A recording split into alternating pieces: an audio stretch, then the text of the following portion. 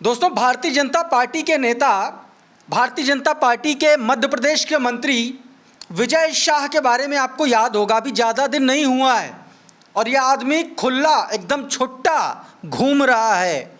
Court के आदेश के बावजूद एफआईआर एक बार दर्ज हुई, दोबारा फिर से दर्ज करवाई गई क्योंकि खेल कर रहे थे वहाँ पर भाजपाई बैठ के। तमाम सारे विरोध हो गए लेकिन पद से नहीं हटाया गया उस आदमी को। ये स्थिति है। और ये बात मैं इस वीडियो की शुरुआत में आपसे क्यों कह रहा हूँ, इसको एक डिस्क्लेमर की तौर पर लीजिएगा, क्योंकि एक ऐसा वाकया हुआ है, एक ऐसी घटना हुई है, एक ऐसे प्रोफेसर के साथ इस देश के पुलिस ने ऐसा कृत्य किया है जो सीधे तौर पर ज़मीन आसमान का अंतर दिखाता है, सिर्फ इसलिए क्योंकि एक आदमी मुसलमान है और एक आदमी हिंदू है और वो भी भारतीय जनता पार्टी की सरकार का मंत्री है।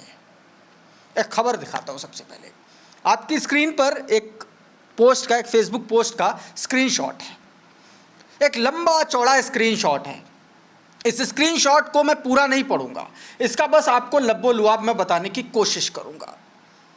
ये जो स्क्रीनशॉट है ये अशोका यूनिवर्सिटी, बड़ी मशहूर यूनिवर्सिटी है, अशोका यूनिवर्सिटी के एसोसिएट प्रोफेसर अली खान महमूदाबाद का ये पोस्ट है।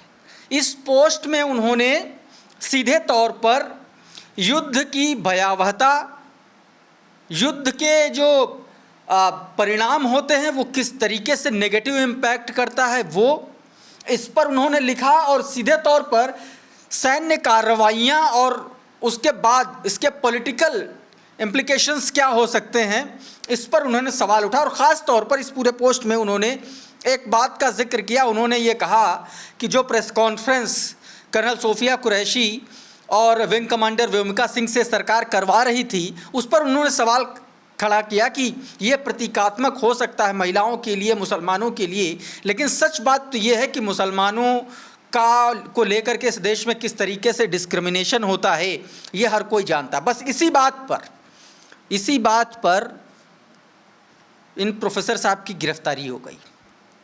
अब आप समझ रहे हैं, एक आदमी जो कर्नल सोफिया कुरैशी को आतंकवादियों की बहन बताता है वो खुला घूम रहा है, वो पद तक से नहीं हटाया गया।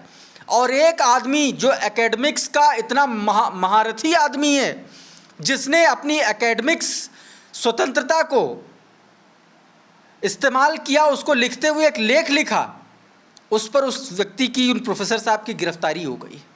ये है असली भाजपाइयों का खेल। अब मैं बताता हूँ हुआ क्या। इन साहब के फेसबुक पोस्ट से महिला आयोग की, देश की भावनाएं आहत हो गई और भावनाएं आहत हुई तो एफआईआर दर्ज हो गई। दूसरी तरफ एक और एफआईआर भारतीय जनता पार्टी के एक और नेता ने दर्ज करवा दी। ये व्यक्ति युवा मोर्चा का महासचिव योगेश जठेरी है। तो तमाम सारी गंभीर धाराओं में मुकदमा दर्ज हुआ, एफआईआर दर्ज हुई और आनन फानन में गिरफ्तारी भी हो गई। ये है भारतीय जनता पार्टी का चाल, चरित्र और चेहरा। याद कीजिए किस तरीके से ओवैसी से लेकर के इस देश के मुसलमान का बच्चा पाकिस्तान के खिलाफ खड़ा था उस दौर में। आज भी ओवैसी को उस प्रतिनिधि मंडल में भेजा गया है जो भारत की साख को मजबूत करेगा, लेकिन इस देश के मुसलमानों के साथ ये हो रहा है। आम मुसलमान नहीं है, प्रोफेसर हैं, एसोसिएट प्रोफेसर हैं, एक जानी मानी यूनिवर्सिटी के। इस तरीके की स्थिति। अब इसी को लेकर के दोस्तों तमाम सारे लोगों ने सवाल खड़े करना शुरू कर दिए इस पर। सबसे पहला सवाल जो उठाया दोस्तों वो अशोक कुमार पांडे, इतिहासकार, कश्मीर पर कई सारी किताबें लिखने वाले इतिहासकार अशोक कुमार पांडे ने गंभीर सवाल खड़ा किया। उन्होंने कहा कि प्रोफेसर अली खान महमूदाबाद की गिरफ्तारी एकदम गलत है। उन्होंने ऐसा कुछ नहीं लिखा था जिसे देशद्रोह कहा जाए, उन्हें तुरंत रिहा किया जाना चाहिए। और दोस्तों सिर्फ अशोक कुमार पांडे की नहीं है, जेएनयू शिक्षक संघ ने आवाज़ उठाई है, अशोका यूनिवर्सिटी शिक्षक संघ ने आवाज़ उठाई है कि यह गिरफ्तारी गलत है, उनको तुरंत रिहा किया जाए। अब दोस्तों एक और तस्वीर मैं आपको दिखाने की कोशिश करता हूँ। ये मखदूब हिंदी करके एक चैनल है, उसका ट्विटर हैंडल है, उसने इस पूरे मामले में डिटेल्ड रिपोर्ट की है और उसने भी यही बात, यही मुद्दा इस पूरे वीडियो में उठाने की कोशिश की है। दोस्तों जाकिर अली त्यागी इन्होंने ट्वीट किया है और जो उन्होंने लिखा है वो आपकी स्क्रीन पर एक बार देखिए। ये लिखते हैं कि प्रोफेसर महमूदाबाद पर राजद्रोह का केस दर्ज कर गिरफ्तार किया गया। एक नहीं बल्कि उन पर राजद्रोह के 2 केस दर्ज किए गए। एक एफआईआर महिला आयोग और एक एफआईआर जठेरी सरपंच द्वारा दर्ज कराई गई। दोनों ही एफआईआर में प्रोफेसर के विरुद्ध राजद्रोह है। यही नहीं, उन पर बीएनएस की धारा 196 विभिन्न समूहों के बीच दुश्मनी को बढ़ावा देने, धारा 197 राष्ट्रीय एकता को नुकसान पहुंचाने, धारा 152 भारत की संप्रभुता, एकता और अखंडता को खतरे में डालने यानी कि राजद्रोह, और धारा 299 गैर इरादतन हत्या, धारा 353 सार्वजनिक उपद्रव फैलाने वाले बयानों से संबंधित, धारा 79 किसी महिला की गरिमा को अपमानित करना, धारा 152 राजद्रोह शामिल है। ये सारी धाराएं लगाई गई हैं। गैर इरादतन हत्या, समझ रहे हैं, इस तरीके की धाराएं लगाई गई हैं। सोचिए, एक प्रोफेसर पे, और एक वो आदमी है 2 कौड़ी का नेता जो सीधे तौर पर एक आर्मी की अफसर को आतंकवादी की बहन बताता है, उस पर कोर्ट का डंडा चलता है, तब पुलिस दोबारा एफआईआर दर्ज करती है और पूरे कोर्ट में, पूरी एफआईआर में उसको जी की तरह मिमियाती हुई नजर आई मध्य प्रदेश की पुलिस, और एक ये पुलिस है। अब इनका आप ये सोचिए कि ये एफआईआर जब कोर्ट में जाएगी तो कितनी भयंकर लताड़ इन लोगों को लगेगी। पुलिस को इस बेशर्मी से भी कोई लेना देना नहीं है, सिर्फ अपने आकाओं को खुश करना है, इसलिए दर्ज हो गई एफआईआर। बड़ा लंबा चौड़ा इस पर बयान, और ये तस्वीरें देखिए कि किस तरीके से उनको अरेस्ट करके ये पुलिस के लोग लेके जा रहे हैं। ये कोई छोटे मोटे व्यक्ति नहीं है, अशोका यूनिवर्सिटी के एसोसिएट प्रोफेसर हैं, आप ये समझिए। और सीधे तौर पर आप देखिए कि किस तरीके से इसी को लेकर के आगे जाकिर अली त्यागी लिखते हैं कि ये जो राजद्रोह का केस है, इस पर सीधे तौर पर राजस्थान हाईकोर्ट के जज अरुण मोगा ने बीएनएस 152 की आलोचना की थी, और उन्होंने कहा था कि इस कानून का असहमति के तौर पर अगर कोई इसको कुछ लिखेगा और असहमति जताएगा तो उस पर राजद्रोह लग जाएगा, इसका इस्तेमाल बेजा इस्तेमाल होगा, और वो हो गया, छोटे मोटे आदमी पर नहीं, एसोसिएट प्रोफेसर पर। खैर, आगे बढ़ते हैं। एक और तस्वीर देखिए, एक ट्विटर हैंडल है हारून खान, इन्होंने सीधे तौर पर यही कंपैरिजन कर दिया, विजय शाह वर्सेस अली खान महमूदाबाद, दोनों के बीच में कंपेयर कर दिया कि एक आदमी छुट्टा घूम रहा है, मंत्री पद से इस्तीफा तक नहीं हुआ, दूसरा जेल भेज दिया गया क्योंकि वो मुसलमान है। कम से कम लोग तो यही कह रहे हैं। महुआ मोइत्रा टीएमसी की सांसद हैं, ज़बरदस्त तरीके से लताड़ लगाई है, और प्रोफेसर साहब के समर्थन में उन्होंने ट्वीट किया और लिखा, horrific at arrest the distinguished scholar and academic professor Mahmudabad has this bigoted government police Haryana totally lost it, we are moving court as soon as possible. जब कोर्ट में जाएंगे तब इनको असली औकात, इनकी असली हैसियत पता चलेगी, क्योंकि ये गैर इरादतन हत्या, राजद्रोह, और वहाँ पर जब ये पोस्ट फेसबुक की पढ़ी जाएगी तो किस मुंह से हरियाणा पुलिस और राज्य महिला आयोग ये टिक पाएगा, ये कम से कम इनको सोच लेना चाहिए था। अब आगे दिखाते हैं एक और तस्वीर दोस्तों, हरियाणा की ही तस्वीर है, बिट्टू बजरंगी, नफरती आदमी, एक नंबर का नफरती आदमी। इससे पहले जब हरियाणा में दंगे हुए थे उसमें इस व्यक्ति का नाम आया था सामने। अब ये एक आदमी क्या कर रहा है, एक मस्जिद बन रही थी हरियाणा में, उसको गिरवाने पे ये तुल गया दोस्तों। इस्माइल पुल फरीदाबाद की ये घटना है दोस्तों, और ये क्या कह रहा है एक बार देखिए, सुनिए, और उसके बाद आगे की बात करता हूँ। विनोद जी हैं एसडीओ साहब, लीगल तरीके से उनने यहाँ पर तोड़ी है, क्योंकि इनलीगल होगा, उनको लग रहा होगा कमिश्नर साहब को या नगर निगम को, वहाँ पे जो तोड़ी, उसके बाद फिर ऐसी कैसी साठगांठ हुई या क्या बात हुई कि दोबारा बनने चालू होगी। क्या नक्शा पास कर लिया, अनुमति ले ली, मुझे कोई दिखा दे, यहाँ से हम चले जाएंगे। हमारी यही शिकायत है, जब 400 मीटर है, 4 मस्जिदें बनी पड़ी हैं, पहले ही वहाँ बनी पड़ी है, तो वहाँ पर अपनी जो करना करें। ये अनऑथराइज ये चीज बन रही है, इसको मेरी एसडीओ साहब से और कमिश्नर साहब से विनती है कि जब पहले तोड़ दी फिर क्या बन रही है। और यहाँ के स्थानीय लोग जिन्होंने मुझे सूचना दी है, कॉलोनी वालों ने, कि पहले तोड़ भी दी थी। एसडीओ साहब जो थे विनोद जी, वो तोड़फोड़ विभाग के हैं, और फिर उनको आरोप लग रहे हैं उन पे, सीधा सीधा कहो। तो दोस्तों आपने सुन लिया कि क्या कुछ चल रहा है, क्या बातें चल रही हैं। सीधे तौर पर मस्जिद निर्माण को अवैध बता रहा है ये आदमी, गौरक्षा दल का रक्षक अपने आप को ये बताता है, और इसने सीधे तौर पर बवाल वहाँ पर खड़ा कर दिया है। अब इसी को लेकर के अशरफ हुसैन ट्वीट करते हैं, वो लिखते हैं कि मस्जिद निर्माण को अवैध बताते हुए गौरक्षक बिट्टू बजरंगी ने विरोध किया, कार्यवाही की मांग की, मामला हरियाणा फरीदाबाद के इस्माइलपुर का बताया जा रहा है। इन्फॉर्मेशन देते हुए उन्होंने इतिश्री कर ली। इससे अलग एक और तस्वीर अब दिखाते हैं दोस्तों आज को आपको, गोदी पत्रकार रूबिका लियाकत से जुड़ी हुई। कैसे भयंकर बेइज्जती हो गई है इनकी। आप सभी को पता है कि ट्रंप किस तरीके से लगातार भारत के ख़िलाफ़ बयानबाजी कर रहे हैं, किस तरीके से भारत को नीचा दिखाने की कोशिश कर रहे हैं। और अब गोदी एंकर जो हैं वो ट्रंप के ख़िलाफ़ बोलना शुरू कर रहे हैं, और इसी बीच इनके पुराने ट्वीट भी सामने आने लगे हैं। सबसे पहले आपको रूबिका लियाकत का एक वीडियो दिखाते हैं, ये वीडियो देखिए।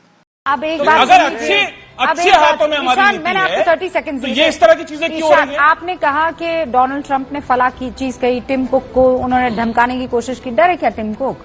टिम कुक ने क्या कहा? उनके एप्पल ने क्या कहा कि देश में जो जहां पर हमने जैसी व्यवस्था रखी है वैसी की वैसी रहेगी। तो ट्रंप को कोई ना सुन रहा, आपको सुन रहे हैं हम यहाँ पर कि ट्रंप को दुनिया सुन रही। कौन सुन रहा है भैया? इस वीडियो में रूबिका लियाकत साफ तौर पर कहती हुई सुनी जा सकती हैं कि ट्रंप कौन है, उनको कौन सुनता है, कौन ध्यान देता है। लेकिन जब इनके पुराने ट्वीट आप देखेंगे इसी को लेकर के, तो आपको ये समझ में आएगा जैसे we missed you a lot, inverted, double inverted comma. ये बात कौन कह रहा है? ट्रंप के लिए कह रहा है। ट्रंप ने गले लगाकर मोदी से ये कहा ये बात, और अब वही रूबिका लियाकत कह रही कि ट्रंप को कौन सुन रहा है। इसी को लेकर के दोस्तों राफेल गांधी ने पहले उस वीडियो पर कमेंट किया, उसमें सीधे तौर पर लिखा, the owner of news 18 Mukesh Ambani travelled all the way to Doha just to get 25 seconds of Trump's time and to plead for Venezuelan oil. But here his news anchor is saying that Trump is irrelevant. No one listen to him. सीधे तौर पर Trump को tag करते हुए रूबिका लियाकत के इस बयान को बता दिया, और दूसरी तरफ मुकेश अंबानी को भी इसमें कहा गया। अब इसी को लेकर के दोस्तों एक और ट्वीट इनका स्क्रीनशॉट जारी किया गया जो मैंने अभी आपको पढ़ के बताया। उस पर भी राफेल गांधी ने ज़बरदस्त तरीके से अपनी बात रखते हुए कहा, जो रूबिका लियाकत ने अपने इस वीडियो में कहा कि ट्रंप को कोई ना सुन रहा, जस्ट 4 मंथ। बताया कि कैसे 4 महीने में लोग बदल जाते हैं। एक और तस्वीर कैसे चित्रा त्रिपाठी की बेइज्जती की है रक्षा विशेषज्ञ ने, ये देखिए आप पहले।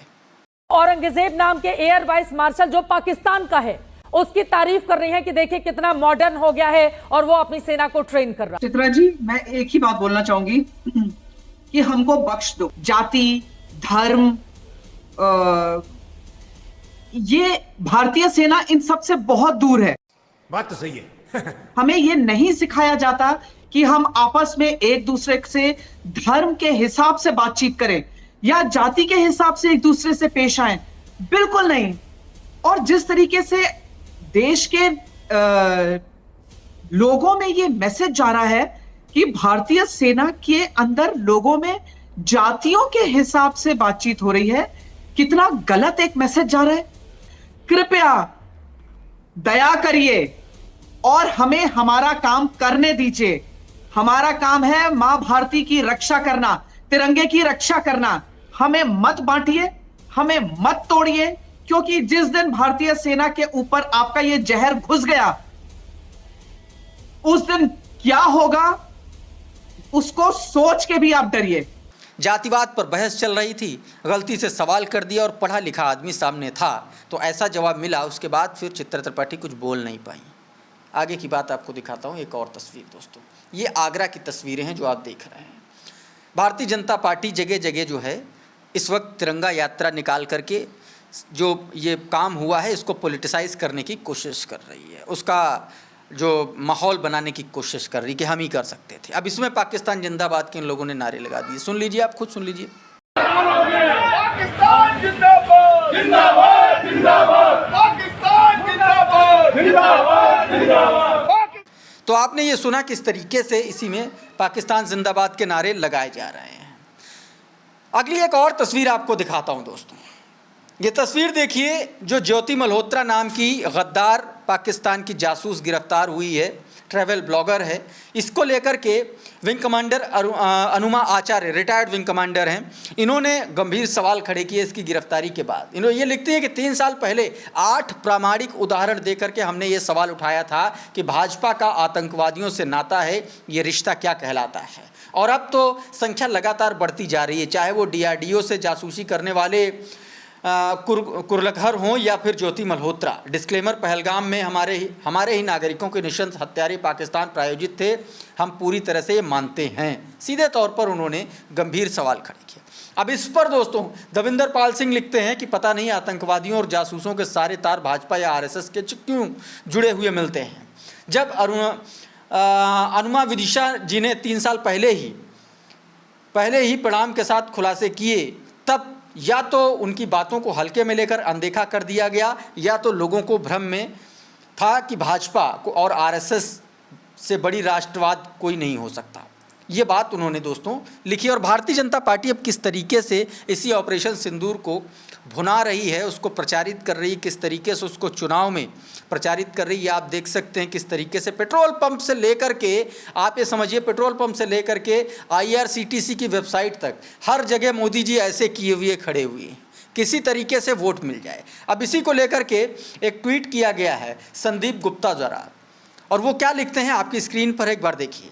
लिखते हैं कि शुरू हो गया निर्लज्ज हमारे नागरिकों की मृत्यु और सैनिकों के बीच वीर गति का सौदा करने के लिए। हमारे 50 से लगभग निर्दोष नागरिक और दर्जन भर वीर जवानों के अतुल्य बलिदान का वोटों की दलाली के लिए नीलामी शुरू हो गई। हमारे सेना के पराक्रम, सिविलियन के बलिदान को भी वोटों के लिए कैश करना शर्मनाक है। इनके इन कृत्यों से ऐसा लगता है जैसे वोट, चुनाव और सत्ता ही इनका मुख्य मकसद है। मर्यादा, सम्मान और लोचाकार की एक सीमा रेखा होती है, इसे ये लोग उसी समय लांघ गए थे जब 2019 में आदरणीय ने पुलवामा में शहीदों के नाम चुनावी सभा में वोट मांगे थे। याद कीजिए वो सभा, लातूर की मेरे ख्याल से वो सभा थी जब मोदी ने ये कहा था कि भाइयों और बहनों, पुलवामा में मारे गए हमारे शहीद जवानों के नाम आपका एक वोट मिल सकता है क्या। यही वर्डिंग थी प्रधानमंत्री नरेंद्र मोदी की, और कमोबेश अब वही स्थिति फिर से बनती हुई दिखलाई पड़ रही है। बहरहाल भारतीय जनता पार्टी और भाजपाई इस पूरे मसले में नंगे नज़र आ रहे हैं, लेकिन वो मानेंगे नहीं। अभी के इस वीडियो में इतना ही। बहुत बहुत शुक्रिया, बहुत बहुत धन्यवाद। आप जुड़े रहिए आपके अपने चैनल द लाइव टीवी के साथ। नमस्कार।